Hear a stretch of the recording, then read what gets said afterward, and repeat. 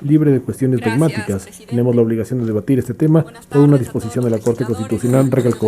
En el comunicación uso de la que palabra, la acompañan. legisladora Ana Quiero Herrera. empezar esta intervención expresando mi solidaridad con todos los afectados por el temporal que hemos vivido, de manera muy especial con mi provincia Cotopaxi, donde tenemos 4 cantones afectados, Pujilí, Lamaná, Pangua y Sicchos, y de manera muy especial con los sectores de El Palmar y Pucayaco.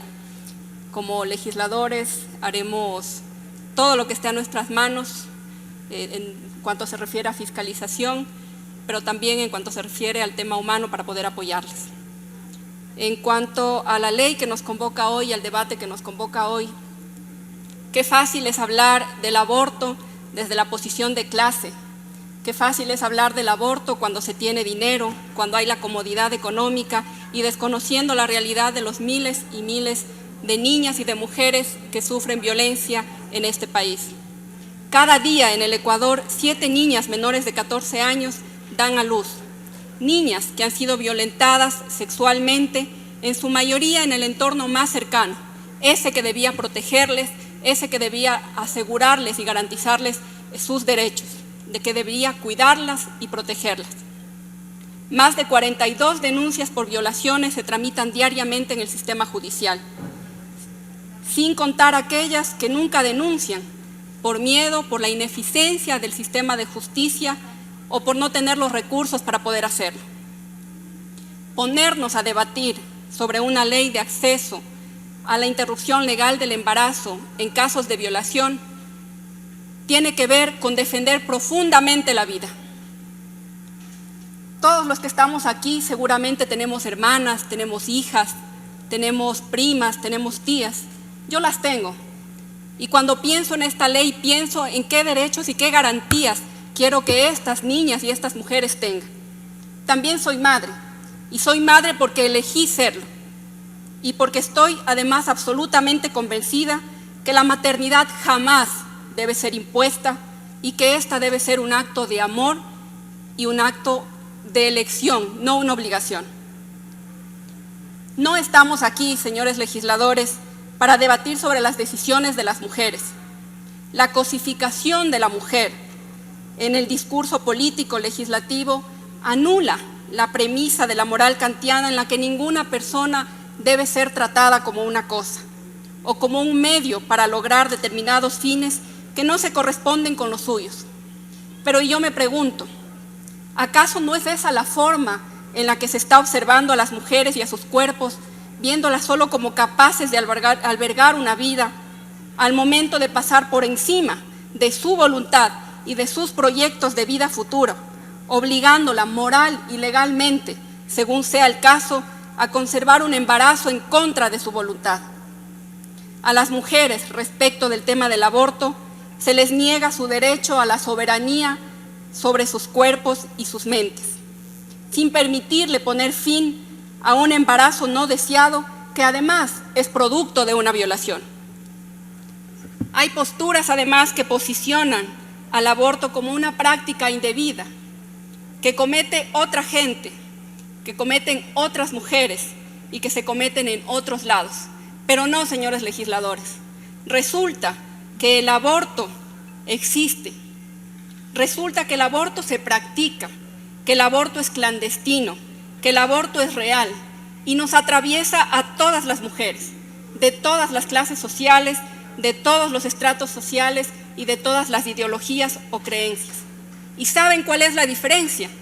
La diferencia radica en que las niñas y mujeres que tienen recursos pueden acceder al aborto en condiciones seguras, mientras que las niñas y las mujeres que viven y que son más vulnerables y que no tienen la capacidad de acceder a estos recursos económicos, lo hacen en condiciones totalmente inadecuadas para su salud.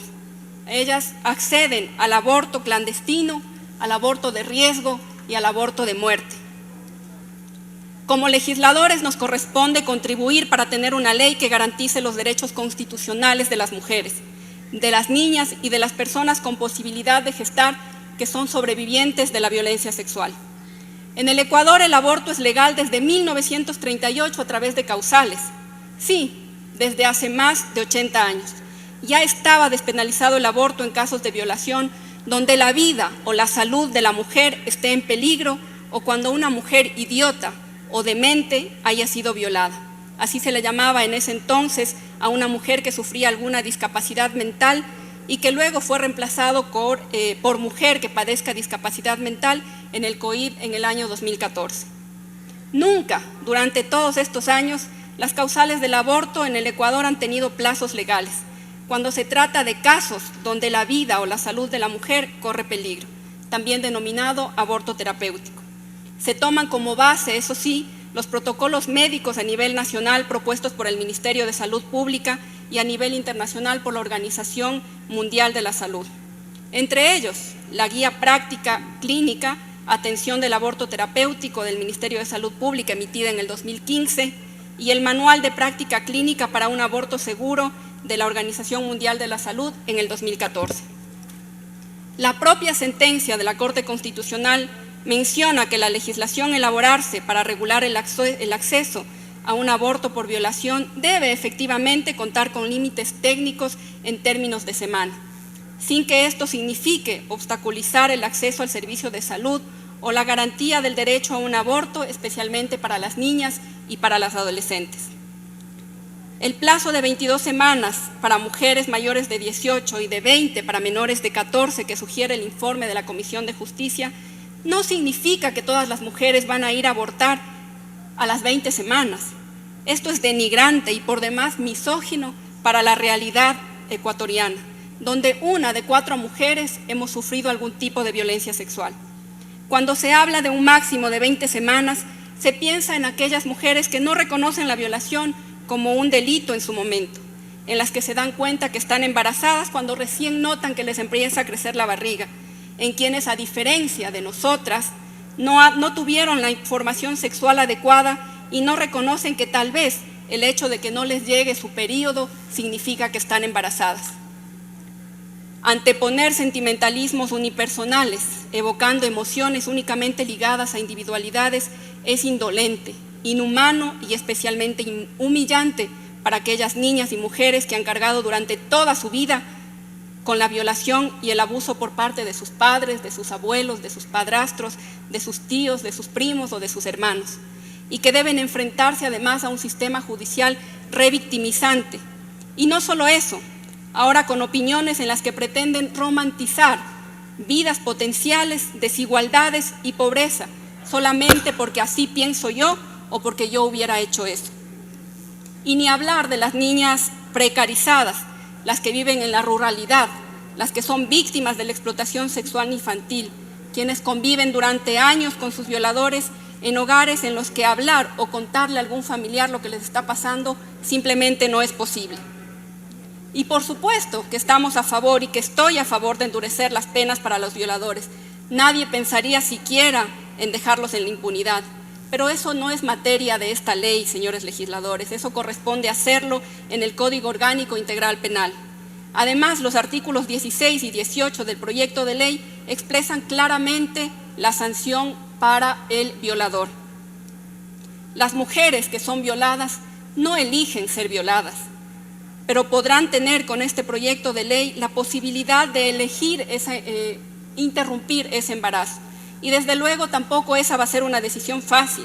No es que las mujeres en todo este tiempo, desde que se emitió la sentencia, han salido corriendo a hacer fila para poder practicarse abortos. Esa tampoco es una decisión fácil.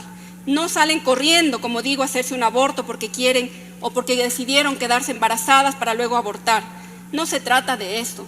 Eso es desconocer su sufrimiento, es menospreciar a las mujeres. Y eso es lo que han hecho aquí muchos legisladores. La asambleísta cuenta con un minuto. Las han llamado asesinas. Termino, presidente. En abril del 2021, la Corte Constitucional despenalizó el aborto por violación. Estableció como obligación estatal brindar asistencia médica a víctimas para terminar sus embarazos si ellas así lo desean. Ningún veto podrá deshacer eso. Pongamos, señores legisladores, en el centro del debate la vida de las niñas y las mujeres violadas. Hay que legislar en favor de la vida de miles de niñas y mujeres. No vengo a debatir la fe ni las creencias individuales de cada uno de ustedes. Como se ha dicho aquí, el Ecuador es un Estado laico y como tal, las creencias y la fe personal de cada uno se queda en casa para nuestro ejercicio personal y no para la discusión sobre temas de salud pública y de derechos.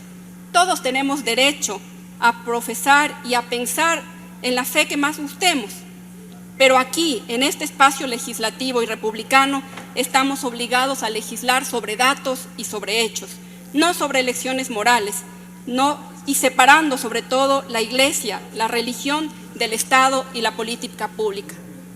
Una ley a favor del aborto por violación justa y reparadora es necesaria y urgente en el Ecuador.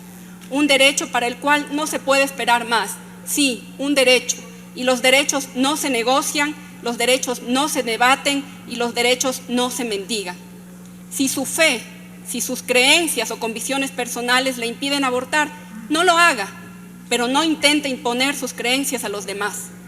Y finalmente, por las mujeres, por las niñas y las adolescentes que no pudieron elegir, por las que ya no están aquí porque silenciaron sus voces, porque estoy del lado de las mujeres que han sido víctimas de violencia sexual y porque les creo cuando dicen que han sido violadas, mi voto y mi apoyo siempre será a favor de una ley justa y reparadora. Gracias, presidente. Asambleísta Luis Almeida tiene la palabra. Escuchamos la intervención del